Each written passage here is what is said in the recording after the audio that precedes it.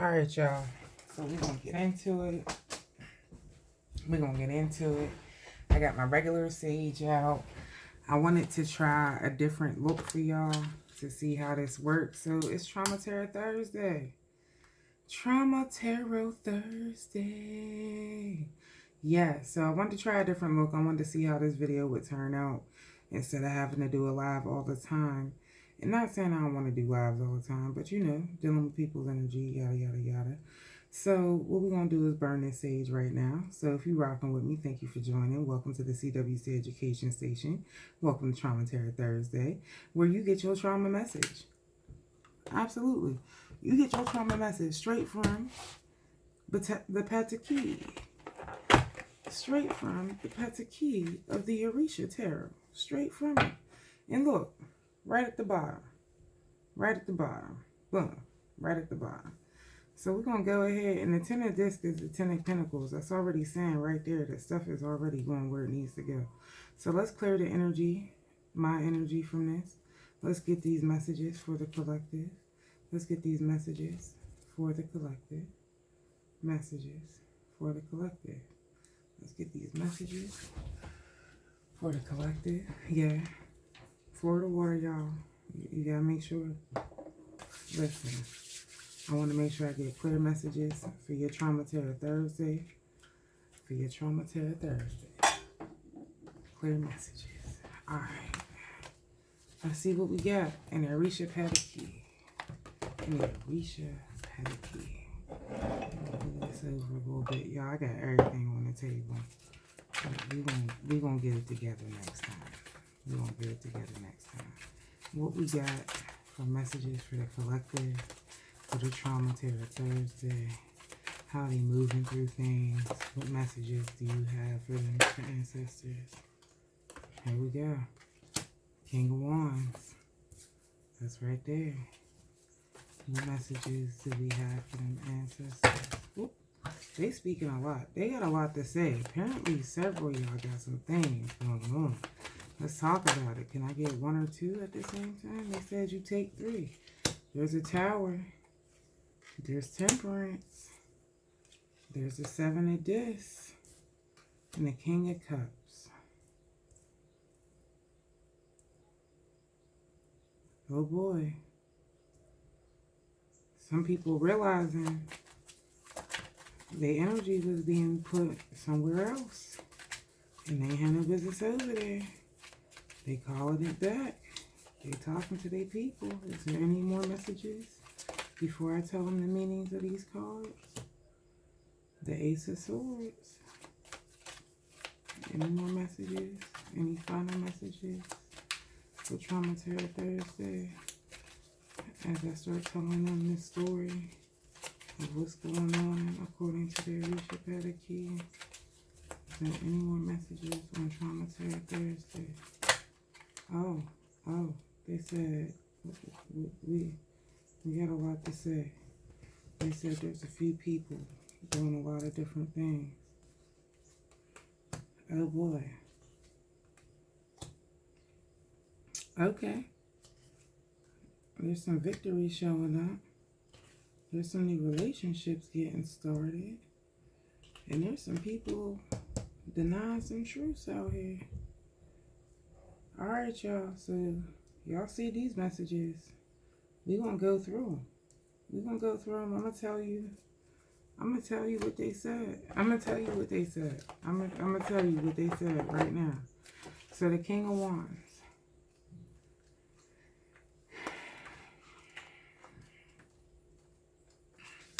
I'm sorry, he in the back. We're going to start at the top. The King of Wands. Start right at the top. The very first one out.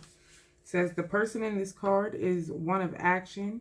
They know the right actions to do and when and how to do them. They are not afraid to step in and make things happen when others aren't able or willing. Their compassion and charisma make them a natural leader. The Oriente is known as the head of the Mat, or the one who knows everything. They guide and oversee ceremonies for individuals and the community. Through years of apprenticeship, they have learned how to divine, sing, sacrifice, and initiate others.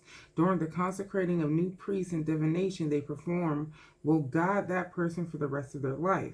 The role of the Oriente, and I apologize if I'm saying it wrong, y'all, is bestowed by the community in which this person works. When their teachers feel they are ready, this person will lead an initiation and the community and elders will decide if they are ready. The success of the person in part comes from understanding their interdependence with the communities they work in. So, listen, y'all. You need to check your ego, make offerings to Shango and Abatala and divine often. It says this person has great skill and knowledge. They are called on to lead in some way. Wherever they are in life, they are meant to be in charge. This is easier to understand and work in business, but not in relationships. It can be very tricky to be involved with this person. If the power imbalance is too wide, the relationship cannot endure. A growth in knowledge and status, a profound person with much insight, a person seeking power. So some of y'all that came across some folks that y'all found out was the bomb.com, but then this tower showed up, and I'm trying to find out what happened with your tower, because sometimes a tower can be a good thing. That means that something was ending, and this is Trauma Terror Thursday, so it's not unexpected for a tower to be here. But it says unexpected change comes quickly. When we see the tower in a reading, even with this card giving us a warning, whatever it is related to is likely to take us by surprise. Events that will shake our foundation, break what we have been building, and separate what we have been trying to bring together are probably beyond our control to stop. In the Odu Akana, and again, I may be enunciating these things wrong, so I apologize. We experience something that disrupts and derails the flow of our lives. It is like a lightning strike in the traditional tower card. It wreaks havoc in our life, and we begin to fall like the characters cast out in the building. When this energy arrives, we must devote our attention to stop our falling and towards finding some kind of stability. So you need to stop falling and find some stability. If we yield to the falling, we may fall forever and never recover. While the energy of this card can make clarity difficult, it is important not to proceed in an irrational manner. With a pole and line, you cannot catch a hippo. Seems obvious, but the surprise and grief that can come with this card often pushes people to make equally irrational decisions. People will grab at anything they think will offer them some escape from the feelings or consequences they are living. So it says you are preparing for something difficult or about to have some unexpected change, but in general, when this card appears, the person's not living its energy already. It says they had better batten down the hatches, save for emergencies, and be ready for changes. Even more so, they need to work on their own fortitude and resilience. Life is about to test them to the core. It is also important to offer them hope, not through fantasy, but by looking for those pieces that remain alive within possibility. Something in their life is still growing, and if they focus on that, it will expand and life will continue. Big changes are coming. You need to tend your foundations. Make sure you have provisions for a rainy day, and your identity is about to be challenged. And it also says, do not act in anger. Go to therapy. Feed your head. Do not be foolish. Pray to Shango. And if you find yourself shocked, sit down and rest until it passes. So do yourself several favors. Don't trip. You got some good things that are coming. Like you met a new person that seems to be awesome. You getting rid of some old. You're actually, see, when we lose stuff, I'll just keep going. I'll just keep going because we're going to talk about temperance. I'm going to just keep going because ain't no sense in me explaining it all without explaining it all. I'm going to keep going. We're going to talk about temperance. Where's temperance at? So this is your guardian angel who has been sent to watch over you your whole life. It speaks of divine guidance, often known as the angel pouring water from a vessel to another, indicating balance, harmony, and interconnectedness. It's believed by Orisha followers that we all have an Ori. We don't have a clear translation in English for this idea as it combines notions. We are usually separate. Our Ori is our personal Orisha, often called our celestial double, which guides and watches over us during our life. The Ori is also tied to the idea of destiny. As we see in the Ten of Cups, we choose an Ori before incarnating, and our choice defines the qualities and experience we will have in this lifetime. The Ori is also tied to the idea of our head and thoughts. It is perhaps the best to think of it as part of ourself that knows why we are here, resides in the spirit world, and is in contact with us at all times. Before the coming of missionaries, the belief was that Orun, or heaven, was in earth. The dead were buried there, and often the dirt under the houses in which their families lived. The blessing of food grew from the earth. It is said that the missionary gave a cross to an Orisha worshiper, extolling its great significance and spiritual value. Then, to the horror of the missionaries, the person proceeded to bury it in the earth for safekeeping.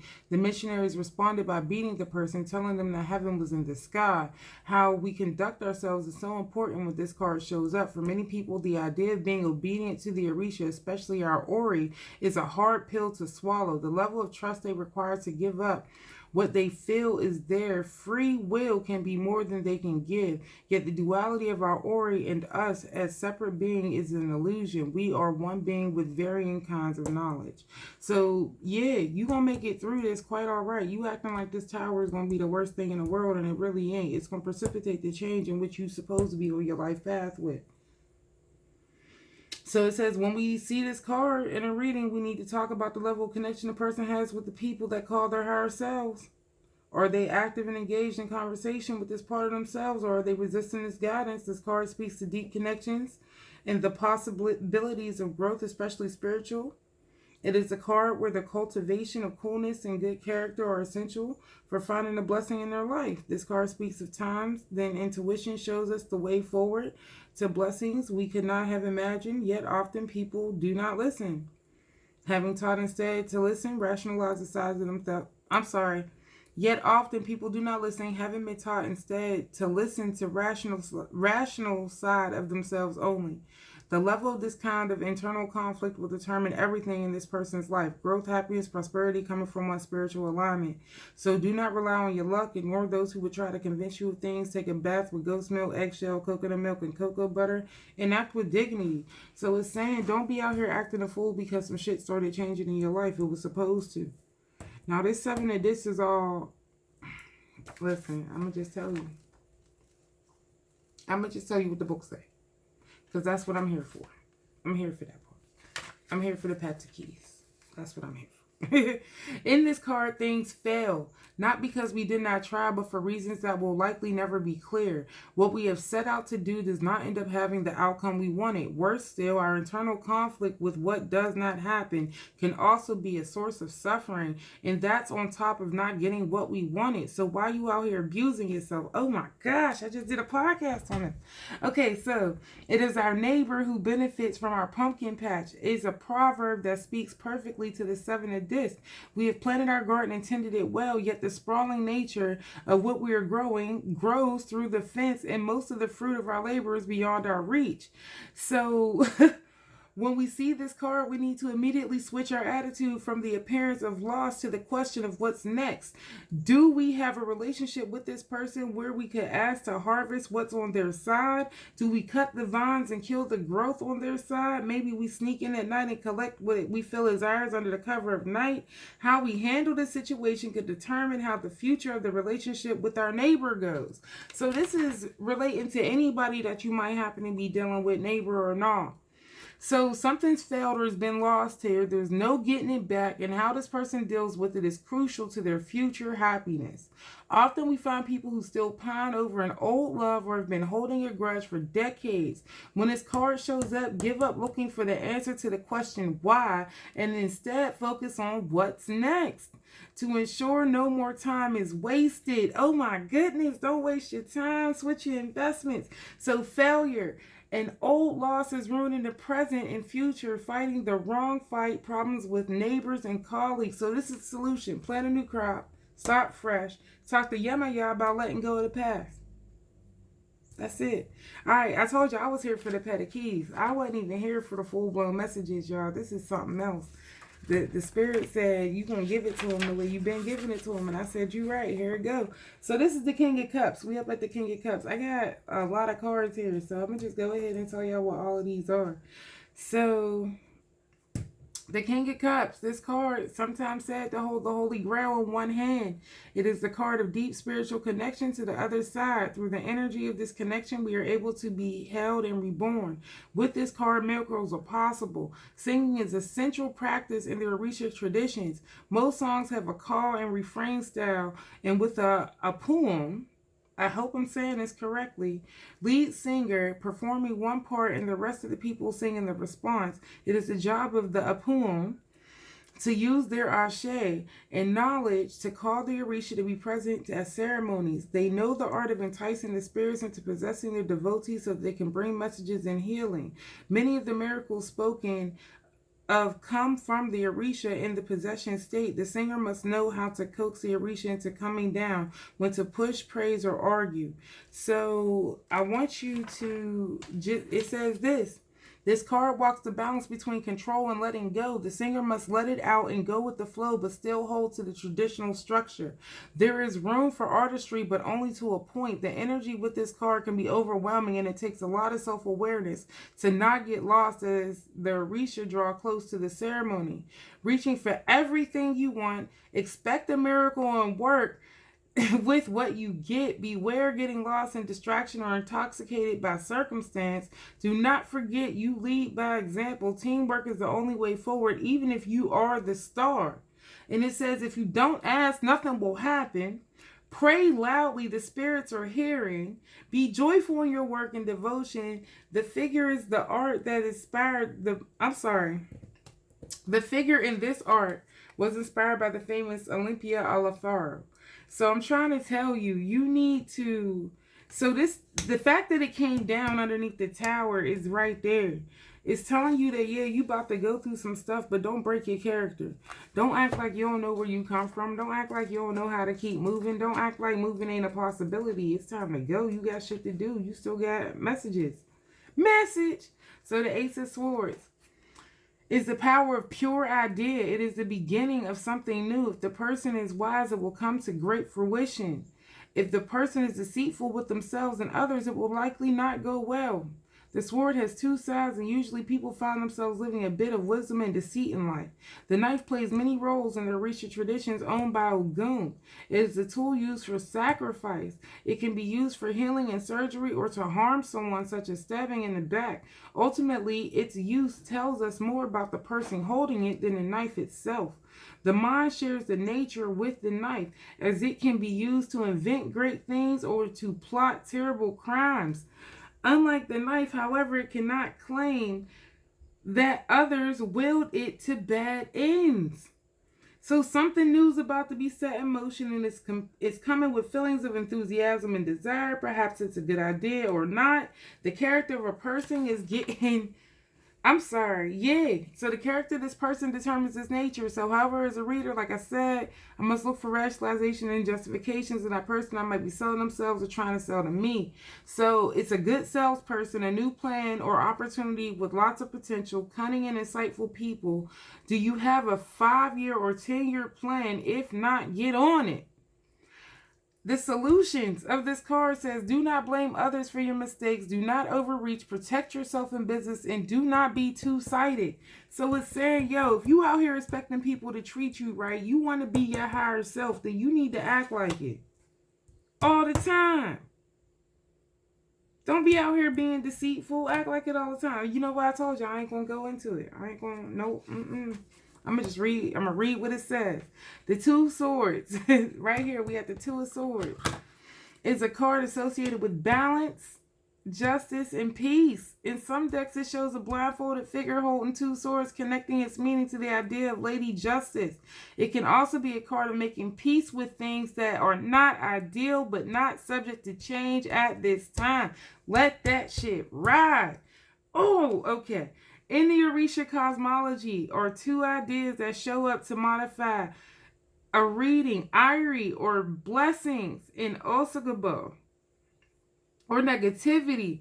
These energies may come from an Orisha ancestor, gossip, money, malevolent, sorcery, or elsewhere. While Iri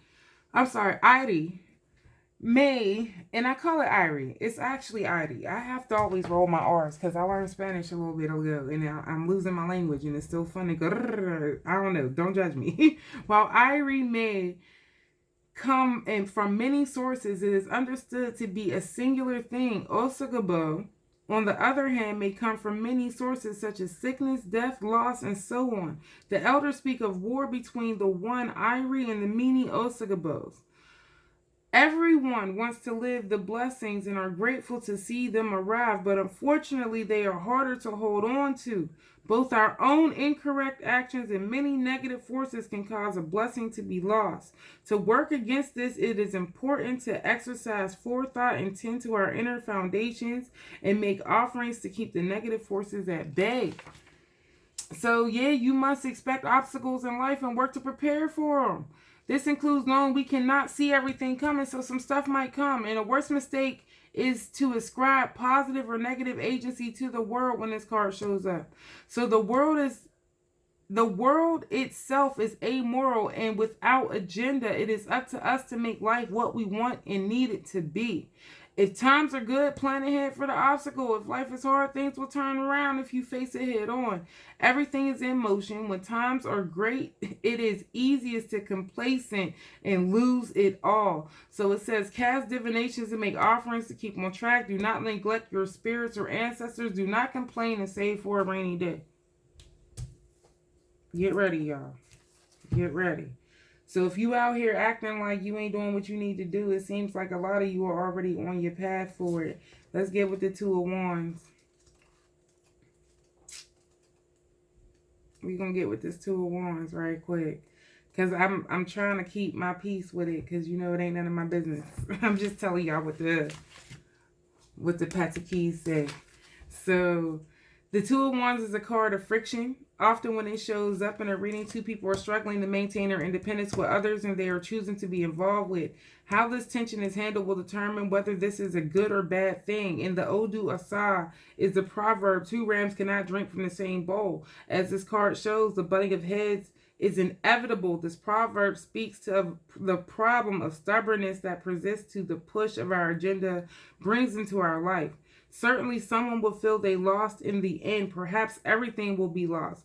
Yet it is not required that things play out this way.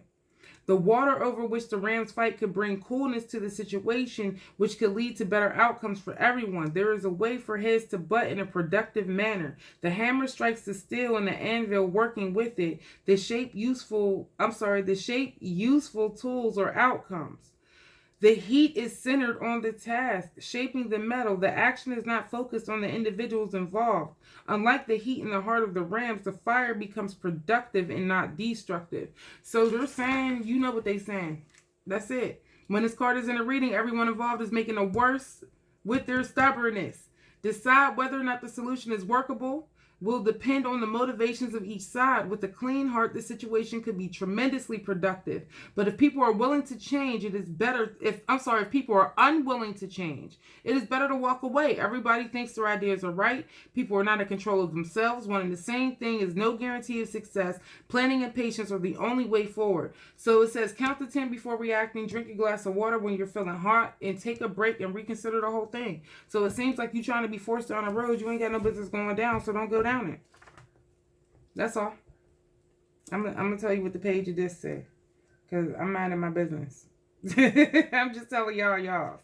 I'm minding my business. I'm dropping these few Terror Thursday Patakis, and I'm minding my business. So the page of this, the person we find in the page of this is hardworking and has aspirations towards bigger things. Whether they are patient or not about their journey often dictates whether they will be successful or not. In any ceremony that involves sacrificing animals, someone has to clean them and prepare them for cooking. At large ceremonies, such as during a priest initiation, you might see a large circle of people plucking and chatting. Learning how to properly pluck a bird can be tedious and frustrating process in prepping the birds for plucking. The birds must be dunked into hot water to loosen their feathers. Unfortunately, the heat from this creates a particularly unpleasant smell of wet feathers.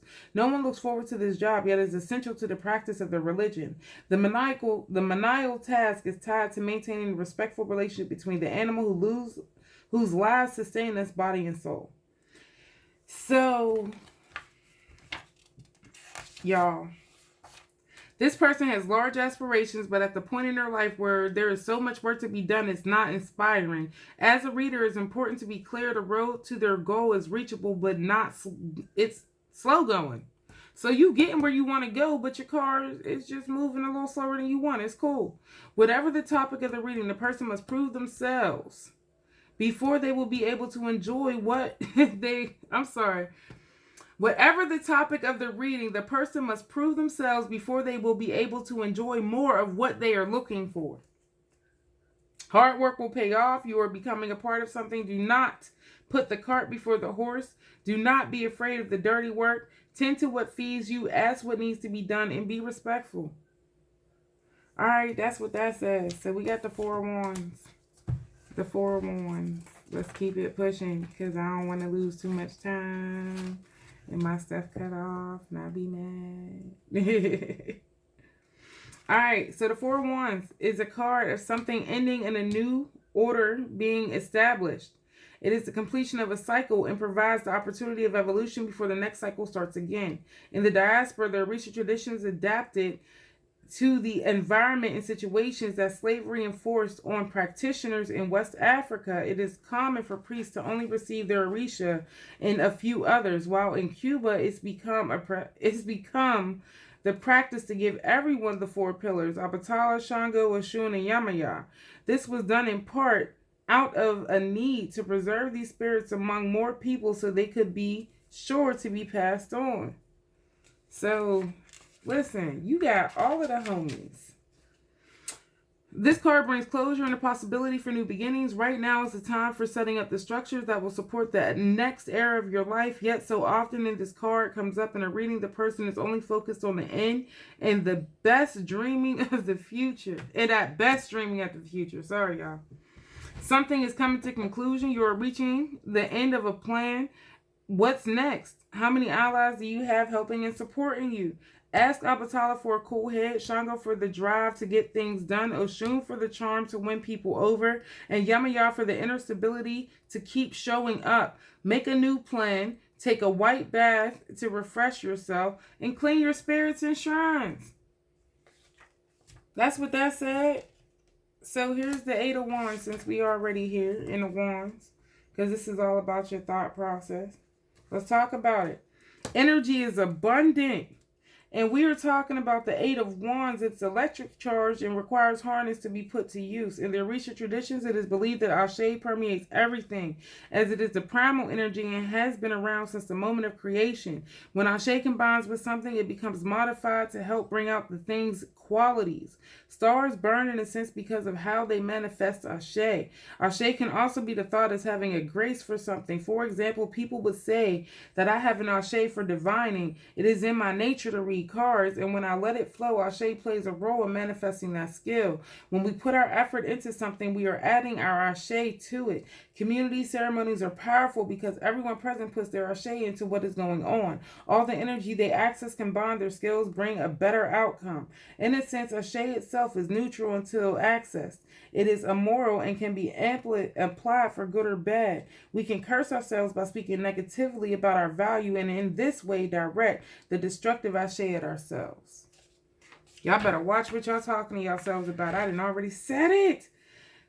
With this energy, we need to question how the person is putting it to work. Are they focused in alignment or hyper and unfocused? Ashe is a thing that can be dissipated and lost if it is not put to work. You have the energy for everything you are working on. The situation is overwhelming at times. If you don't know the outcome, you hope for nothing will happen. What talents do you have or need others to bring? Make a clear plan. Take time to recharge. Breathe slower. Ask the Orisha to help you harness the flow of energy. In the Hierophant. That's the last one, the Hierophant. Because, listen. I hope y'all got this message together. Because this is what happened. In this card, we meet the Creator representative on Earth. They have the experience and wisdom to pass on the mysteries into which they have been initiated, though they may offer help and blessings to anyone in need. Only the worthy are given their secrets. In older decks, this card is known as the Pope and highlights the meaning of God's chosen representative on earth. Orula was a master diviner. People came all over to see him for his accuracy, wisdom, and solutions. Every day as he divined, his wife Oshun watched. When the call came from the neighboring town for his services, Orula left to help. The next day when people started showing up at their home looking for Orula to help them, Oshun offered to read for them. Having secretly learned all of Orula's knowledge by watching, she was a profound and capable reader. When Orula returned from his trip, he was furious at Oshun. He created a new tool, the Ikele, or diviner's change, whose magic only worked for men. Thus he gave Oshun the cowrie shells to divine with, but prohibited her from divining in the house where his Ifa oracle lived. In this story, we run into the complexity of different paths for receiving initiations. In the past, the priest of Orula and those of the older Orisha worked together, each group having its own specialty and skills. When one needed the others, they would work together and help whoever needed it. In the last century, this relationship has been strained and in many places fallen apart. The legacy of the patriarchy, money, and human greed has encouraged people to abandon this interdependent history so the individual can feel more important. So this person seeks to be wise and have great spiritual skill. They certainly have potential. How they handle their relationships with those who own the mystery that they want access to will determine a lot. Neither Oshun nor Orula acted with honesty and trust in this story. The person getting this reading to find a balance between their desire and rules in front of them. You need to find a balance. Sorry. This card is said to represent institutions also. In the modern age, large companies and government agencies often play more of a role in people's lives than the church. Such institutions can dispense help and support or withhold it, though navigating these is in theory as simple as the following the rules. The rules are often contradictory and impossible. A return to studies, large organizations we must work to find our way through, sexism as an obstacle to progress, a person who knows much but does not want to share, people who will take what you have if given the chance, a goal which requires a lot of sacrifice and keeping your ego in check. So divine, study, be honest, and above reproach, pray to Oshun and Orula. That's what the Patakis said for Trauma Thursday. So that's what I got, y'all. That's what we got for Trauma Thursday. That's what happened. That's what happened. All right, y'all. I'll listen. You better take the messages. That's all I got.